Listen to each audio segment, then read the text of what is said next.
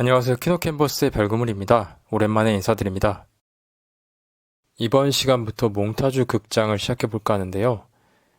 영화와 책, 혹은 영화와 영화, 또는 영화 그 무엇을 몽타주해서 이야기해보려 합니다. 영화에서 몽타주 기법이 그렇듯 두 가지 컨텐츠를 더하고 나열하는 게 아니라 곱하고 창조하는 더욱 풍성하고 새로운 의미를 끌어내는 이야기를 해보려고 노력하겠습니다. 오늘 몽타주 극장에서 다룰 두 콘텐츠는 하마구치 류스케 감독의 우연과 상상, 그리고 장류진 작가의 소설집 일의 기쁨과 슬픔입니다. 이야기 속에 영화와 소설의 스포일러가 포함되어 있으니 이에 유념하면서 봐주시길 바랍니다. 해피아워, 아사코, 드라이브 마이카, 우연과 상상. 최근 젊은 거장으로 떠오르고 있는 일본 감독이 있죠. 바로 하마구치 류스케입니다. 하마구치 류스케 감독은 작년 부산국제영화제에서 이뤄진 봉준호 감독과의 대담에서 이런 얘기를 합니다. 두 사람이 서로의 눈과 눈을 전혀 보지 않는 구도를 영도. 차 안에서 정면을 향했을 때처럼 볼 수 있지만 보고 있지 않는 구도를 90도. 눈과 눈을 똑바로 마주하고 있는 걸 180도로 치자. 이 얘기는 촬영 기법에 관한 걸 넘어서 하마구치 류스케의 영화 미학에 다 있는 말로 보입니다. 하마구치 류스케의 영화에는 유독 자동차 안에서 인물들이 대화하는 장면이 많습니다. 우연과 상상의 첫 번째 에피소드, 마법에서 두 명의 친구가 차 뒷자리에서 대화를 나누고 해피아워에서도 네 명의 친구가 전차 안에서 정면을 바라보고 있습니다. 드라이브 마이카에서는 주인공 가오쿠와 운전기사 미사키가 자동차 안에서 정면을 바라보며 대화하는 장면이 영화의 상당 부분을 차지합니다.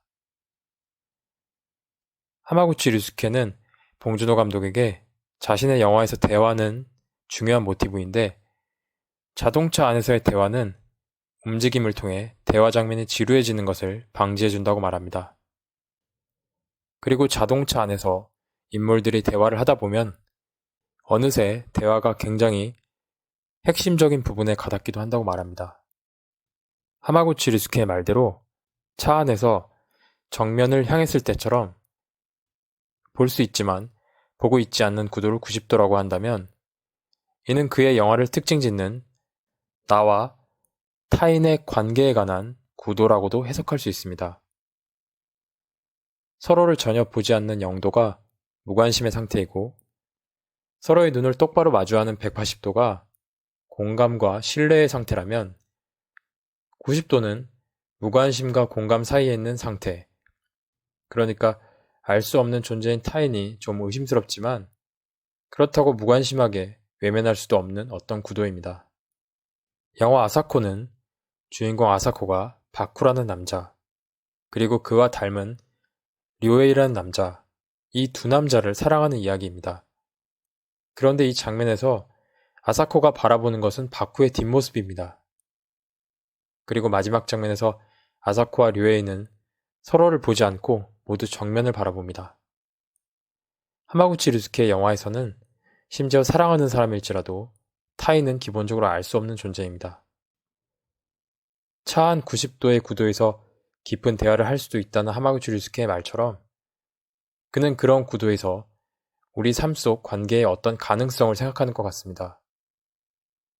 내 옆에 있는 타인이 어떤 사람인지, 어떤 생각을 하는지 알 수 없어 두렵고 의심스럽지만 내가 모르는 타인의 여백을 상상해보거나 알 수 없는 관계의 미스터리 한두 가지 남겨두는 게 삶을 더 풍요롭고 재밌게 만들지 않겠냐고 말하는 것 같습니다. 이를 통해 90도의 상태는 180도로 향해 가는 어떤 움직임이 되는 거죠. 우연과 상상의 세 가지 에피소드는 모두 나와 타인의 관계를 아주 미니멀한 형식으로 다루고 있습니다. 첫 번째 에피소드 마법에서 메이코는 일을 마치고 돌아가는 차 안에서 친구 츠구미에게 일어난 마법 같은 사랑 이야기를 듣습니다. 처음 만난 남자와 마음이 통해 밤새도록 대화를 나눈 추구미는 우리는 정말 불가사의한 시간을 보냈어 라고 말합니다. 그런데 메이코는 대화 중에 추구미가 말하는 그 남자가 자신의 옛 남자친구인 카즈아키라는 것을 눈치채게 됩니다. 물론 추구미는 그 사실을 전혀 모르죠. 추구미는 카즈아키가 바람을 피운 예전 여자친구 때문에 다시 사랑을 못할 만큼 상처를 받았다고 말합니다. 예전 여자친구를 많이 사랑했기 때문이죠. 그 예전 여자친구가 바로 메이코입니다. 외로웠던 메이코는 자신을 많이 사랑했다던 옛 남자친구와 다시 한번 사랑하는 시간을 상상했을까요? 그래서 친구 추구미처럼 누군가와 마법 같은 시간을 보내고 싶다고 염원했을까요? 불안간 메이코는 옛 남자친구 카즈아키가 일하는 회사로 찾아가 그와 독대합니다. 메이코는 카즈아키와 사랑의 줄다리기 같은 긴 대화를 이어가지만 도무지 메이코가 어떤 마음으로 카즈아키를 찾아왔는지 가늠하기가 어렵습니다. 카즈아키는 메이코에게 넌 어떤 진실도 말 안 했잖아 라고 쏘아붙입니다. 메이코는 맞아, 왜냐면 모르니까 라고 답합니다. 맞습니다. 우리는 타인의 마음은커녕 내 마음이 어디를 향하고 있는지도 모를 때가 많습니다. 자신이 바람을 피워 헤어졌던 옛 남자친구와 다시 독대해서 대화를 나눈다는 건 상상에나 그치지 쉽게 행동에 옮길 수 없는 일입니다. 메이코와 추구미, 카즈아키의 삼각관계가 어떤 결말을 맞게 되는지는 영화를 보면 아시겠지만 어쨌든 결과적으로 메이코는 자신에게 찾아온 우연을 그냥 흘려버리지 않고 보통은 상상에 그칠 만한 과감한 행동을 실행하면서 물음표에 쌓인 자신의 감정을 돌아보고 이를 통해 타인의 감정, 카즈아키의 마음을 가늠해보려 합니다.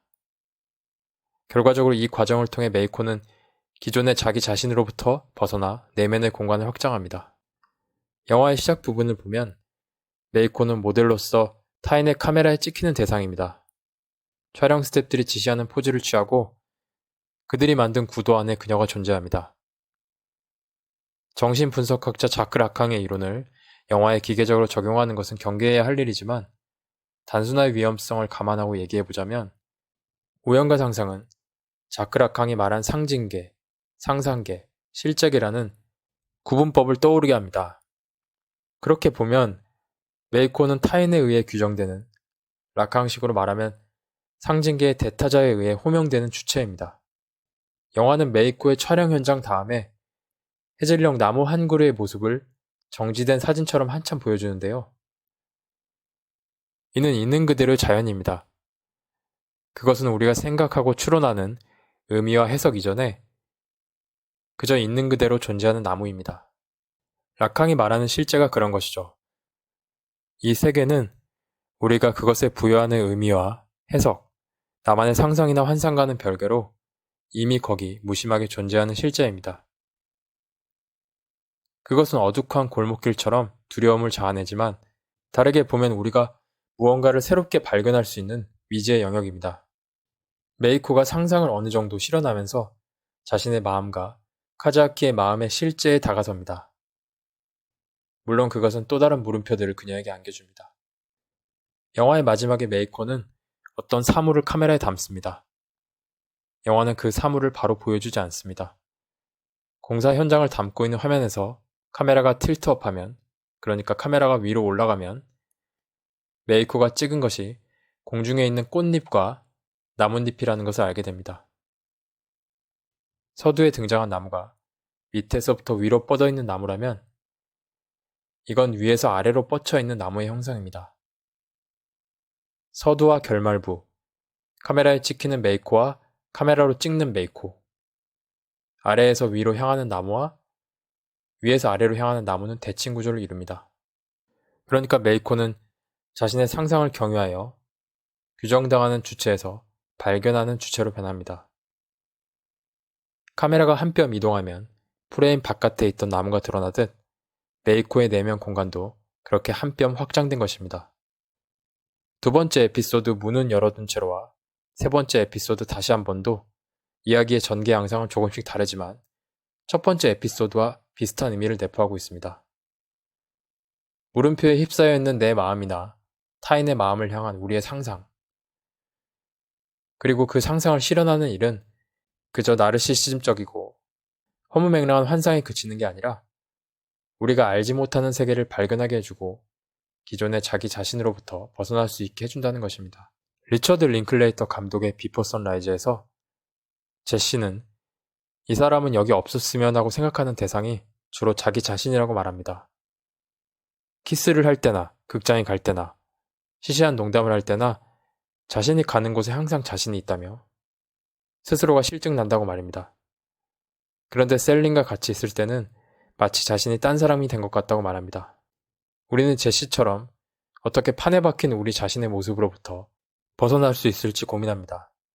우연과 상상이 제시한 한 가지 방법은 상상을 현실화시키는 것입니다.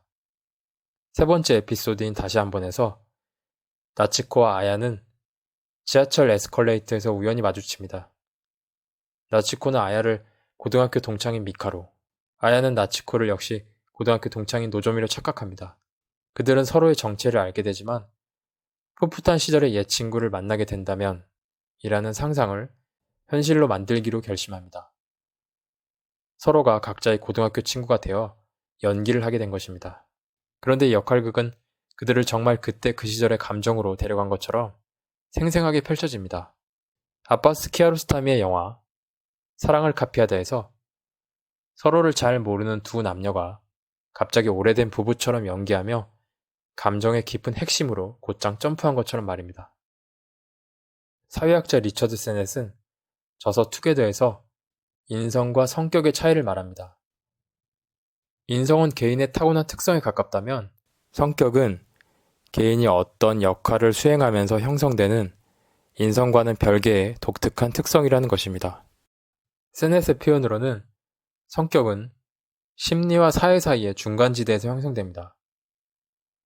가령 구스 반 산트 감독의 영화 밀크에서 미국 최초로 커밍아웃한 게이 정치인이었던 하비 밀크는 인성의 측면에서는 두려움도 많고 여린 사람이었지만 게이 정치인으로서 성소수자의 인권을 향상시키고자 하는 자신의 사회적 역할을 충실히 감당해내며 대범하고 용기 있는 성격을 형성해갑니다.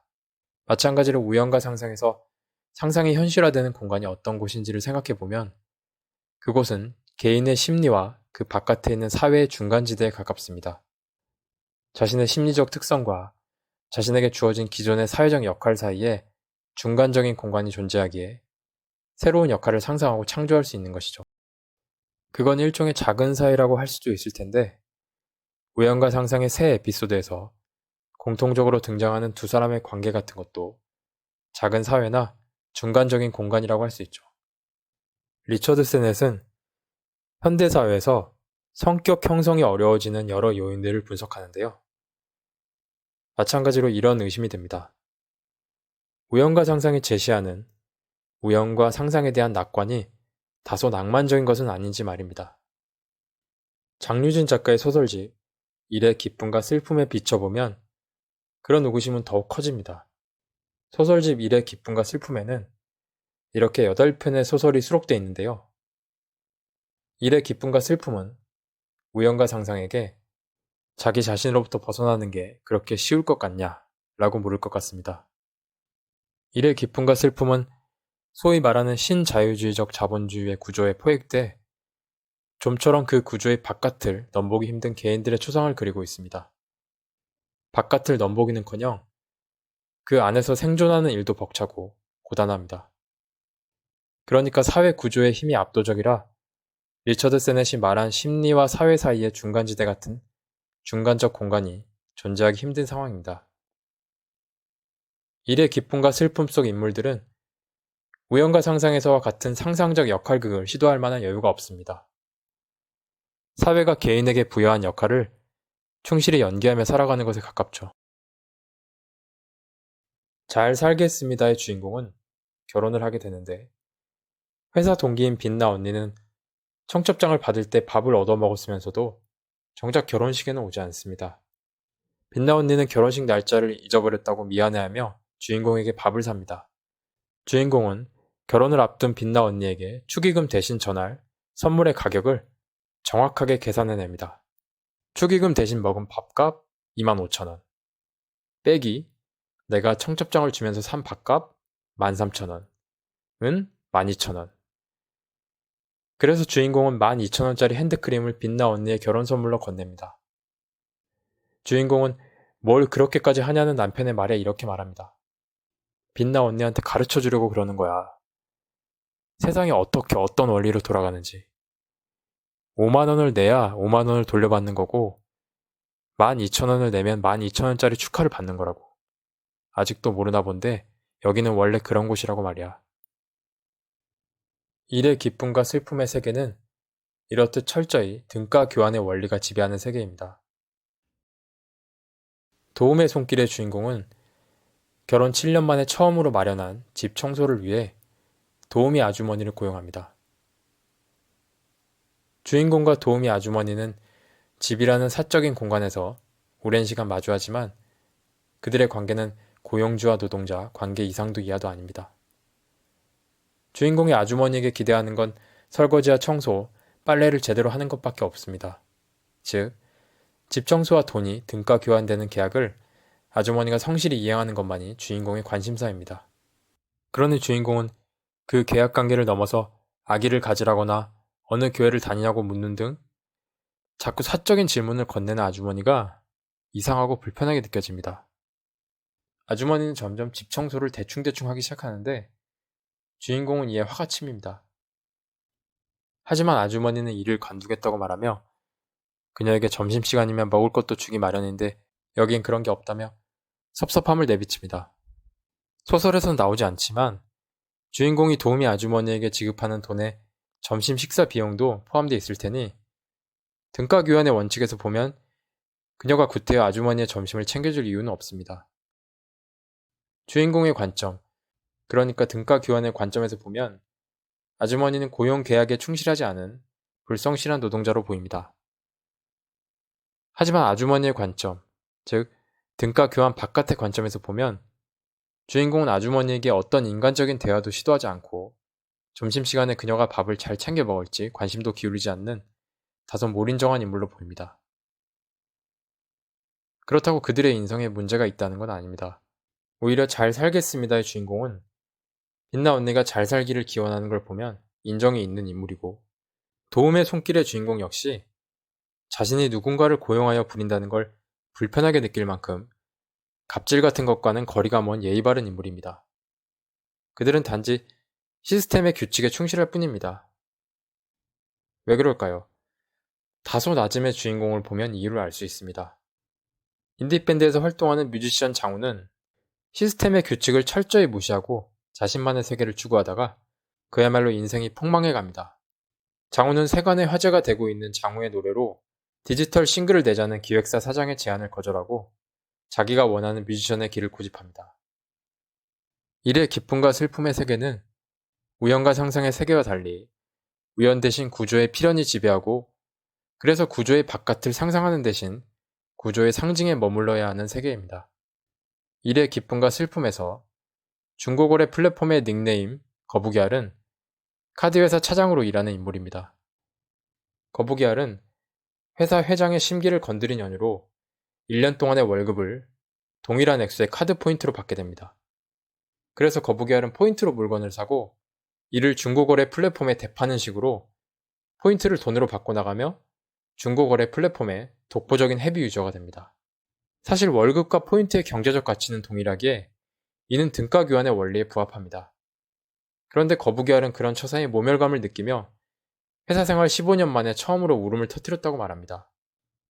등가 교환의 측면에서는 문제가 없는 상황인데 말입니다. 거북이알은 왜 모멸감을 느꼈을까요? 그것은 자본주의 시스템의 규칙이 한 인간의 감정과 존엄을 고려하지 않고 기계적으로 작동할 때 어떤 일이 벌어지는지를 보여줍니다. 좌파적인 입장을 가진 사람들은 그 규칙 자체가 문제라고 하겠지만 일단 그 규칙 자체가 문제가 아니라고 인정한다 해도 오직 그 규칙만이 관철될 때 우리는 비인간적인 상태에 처한다는 것이죠. 가령 영국의 경제학자 애덤 스미스가 시장 경제 시스템을 옹호하면서도 사람과 사람 간의 공감이 중요하다고 강조한 것은 그 때문이겠죠. 하지만 일의 기쁨과 슬픔의 세계가 총체적으로 나쁜 세계라고 말할 수는 없습니다. 테오도어 아도르노, 호르크하이머, 허버트 마르쿠제 같은 일군의 학자들을 프랑크푸르트 학파라고 일컫는데요. 프랑크푸르트 학파는 비판 이론을 통해 현대 자본주의 시스템을 총체적으로 부정하였습니다. 그 시스템이 인간을 도구화시킨다는 것이죠. 하지만 비판 이론을 비판적으로 계승하고 있는 사회학자 에바 일루즈는 이렇게 말합니다. 감정 자본주의 하에서 경제적 거래는 언어적 감정 관리에 대해서 전에 없던 문화적 관심을 쏟게 되며 이로써 감정은 대화, 인정, 친밀성, 자기 해방 등의 전략에서 가장 중시해야 하는 요인으로 부각된다. 요컨대 자아 합리화 및 자아 상품화가 따로 있고 자아가 스스로를 구성, 개발하고 타인들과 토의 소통하는 능력이 따로 있는 것이 아니다. 그러니까 에바 일루즈에 따르면 자본주의의 합리성과 상품화는 그저 인간을 도구화시키는 것이 아니라 인간의 감정적 친밀성과 해방의 측면에서 자아를 개발하고 타인과 소통하는 측면에서 긍정적인 영향도 준다는 것입니다. 일의 기쁨과 슬픔을 보면 주인공 안나와 거북이알은 모두 자본주의적 시스템 안에서 인간적인 상처를 받으며 살아갑니다. 하지만 거북이알과 안나가 소비하는 상품들, 거북이, 커피 머신, 레고, 음악 공연 티켓은 그저 돈과 등가 교환되는 상품이 아니라 그들의 자아 정체성을 표현하고 타인과 소통하는 매개체가 됩니다. 비판 이론이 말하는 것처럼 소비 자본주의라고 해서 무조건 인간을 도구화시키는 게 아니라 그 안에서도 양면적이고 복합적인 측면이 있다는 얘기입니다. 우리가 자본주의 시스템 바깥을 상상하는 게 바람직하냐 아니냐 하는 건 아주 어려운 문제이고 정답이 있는 것도 아닙니다. 하지만 일의 기쁨과 슬픔을 통해 알 수 있는 건 오직 구조의 규칙만이 관철되는 극단적인 신자유주의적 세계는 단단한 껍질만 있는 수박처럼 그 안에 있는 사람들에게 부드러운 감정과 친밀성을 주지 못하고 딱딱한 모멸감, 자괴감, 피로감을 준다는 것입니다. 우리가 구조의 바깥을 상상할 수 없다고 해도 그 안에서 조금이라도 나은 삶을 살아가려면 어떻게 해야 할까요? 탐페레 공황의 주인공은 중고등학교 6년 내내 다큐멘터리 PD가 생활 기록부의 장래 희망으로 기록될 만큼 다큐 PD의 꿈을 간절히 품었지만 이를 이루지 못하고 원하지 않던 직장에 취직하여 고단한 사회생활을 이어갑니다. 하지만 6년 전 아일랜드로 여행 갈 때 경유했던 핀란드의 탐페레 공항에서 만났던 한 노인의 따뜻했던 배려와 호의, 그리고 환대를 해상해내고 6년 전 그가 자신에게 보낸 편지를 쓸 때 얼마나 정성스럽게 그 편지를 썼고 봉투에 담았을지 상상하면서 삶에 대한 어렴풋한 희망을 가지게 됩니다. 주인공에게 찾아온 삶의 우연, 그것은 나에게 무조건적인 호의와 환대를 베푼 타인의 선물이었습니다. 그것은 각박한 세계 속에서도 우리를 있는 그대로 인정해주고 환대해주는 작은 사회였습니다. 하지만 그것은 주인공에게 한동안 잊혔습니다. 그 기억을 다시 삶의 선물로 소환한 건 타자에 대한 상상이었습니다. 그리고 소설의 주인공은 우연과 상상의 주인공들이 그렇듯 그 상상을 현실화시킵니다. 6년 전 만났던 핀란드의 노인에게 연락을 취한 것입니다. 결과가 어떻게 됐는지는 소설을 통해 확인하시면 되겠습니다. 어쨌든 이를 통해 주인공의 세계는 한 뼘 확장됩니다. 일의 기쁨과 슬픔의 세계 속에서도 우연과 상상의 가능성은 존재하는 것입니다. 우리도 어떤 이에게 그런 우연과 상상의 선물을 줄 수 있는, 그래서 그의 세계를 확장시켜 줄 수 있는 사람이 된다면 좋을 것 같습니다. 이건 저의 개인적인 감상과 해석이고, 여러분들은 우연과 상상과 일의 기쁨과 슬픔을 어떻게 보셨나요? 보신 분들이 계시다면 여러분들의 이야기도 들려주시면 좋을 것 같습니다. 이번 시간의 이야기는 여기까지입니다. 감사합니다.